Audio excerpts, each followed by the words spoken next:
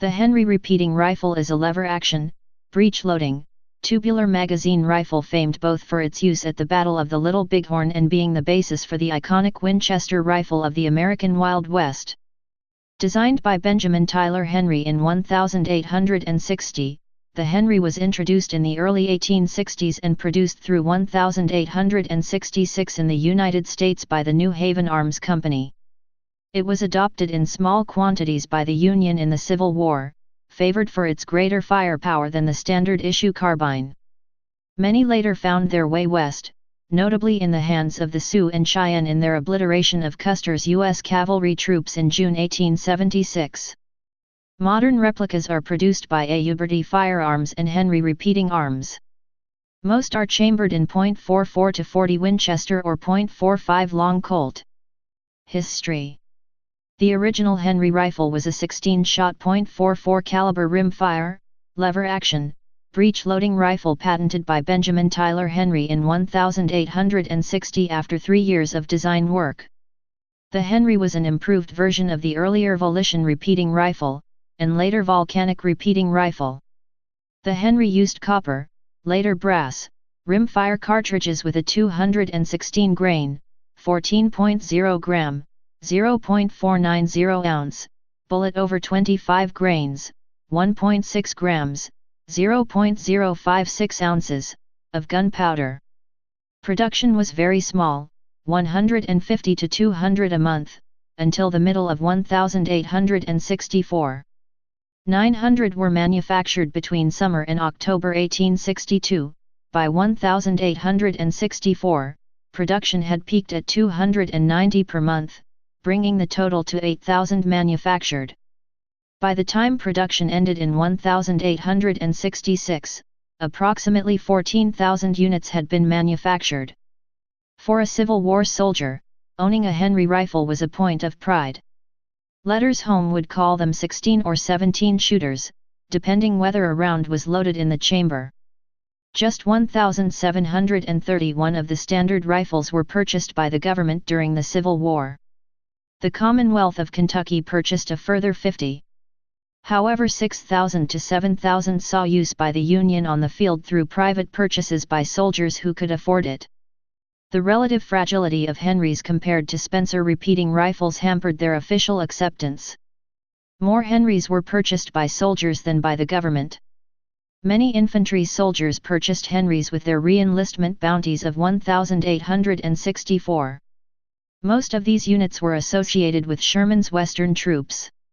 When used correctly, the brass-framed rifles had an exceptionally high rate of fire compared to any other weapon on the battlefield. Soldiers who saved their pay to buy one believed it would help save their lives. Since tactics had not been developed to take advantage of their firepower, Henrys were frequently used by scouts, skirmishers, flank guards, and raiding parties rather than in regular infantry formations. To the amazed muzzleloader-armed Confederates who had to face this deadly 16-shooter, it was called a rifle that you could load on Sunday and shoot all week long. Those few Confederate troops who came into possession of captured Henry rifles had little way to resupply the special ammunition used by the weapon, making its widespread use by Confederate forces impractical.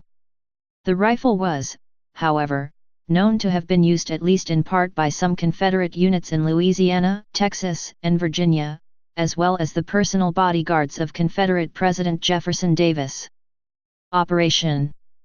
The Henry rifle used a .44 caliber cartridge with 26 to 28 grains, 1.7 to 1.8 grams, of black powder. This gave it significantly lower muzzle velocity and energy than other repeaters of the era, such as the Spencer. The lever action, on the downstroke, ejected the spent cartridge from the chamber and cocked the hammer.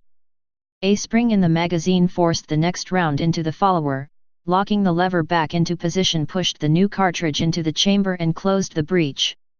As designed, the Henry lacked any form of safety.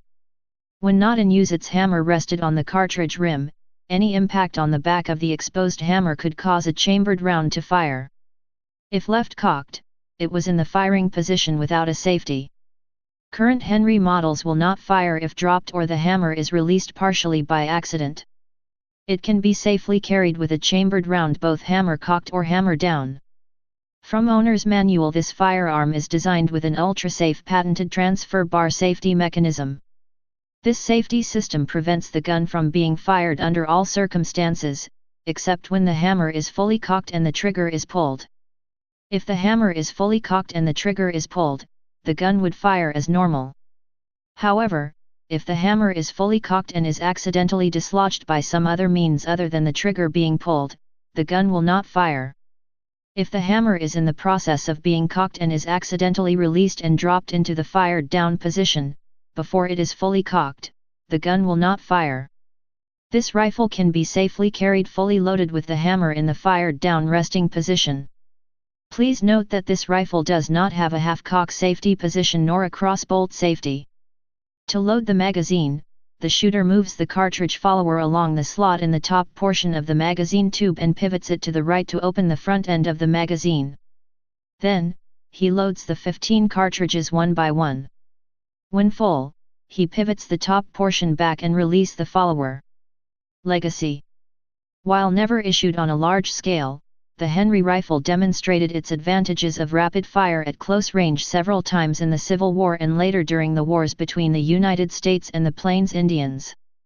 Examples include the successes of 2 Henry armed Union regiments at the Battle of Franklin against large Confederate attacks, as well as the Henry armed Sioux and Cheyennes' destruction of the 7th Cavalry at Little Big Horn.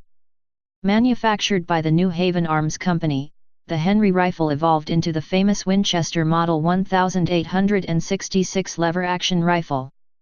With the introduction of the new Model 1866, the New Haven Arms Company was renamed the Winchester Repeating Arms Company. Reproductions. The unrelated Henry Repeating Arms produces a replica of the Model 1860 Henry rifle with brass receiver and American walnut stock, but a modern steel barrel and internal components. Uberty produces an almost exact copy Henry Model 1860 chambered in .44 to 40 Winchester or .45 Colt, rather than the original .44 Henry rimfire. Distributed by several companies, these replicas are popular among cowboy action shooters and Civil War reenactors, as well as competition shooters in the North-South Skirmish Association, NSSA. Please subscribe and thanks for watching.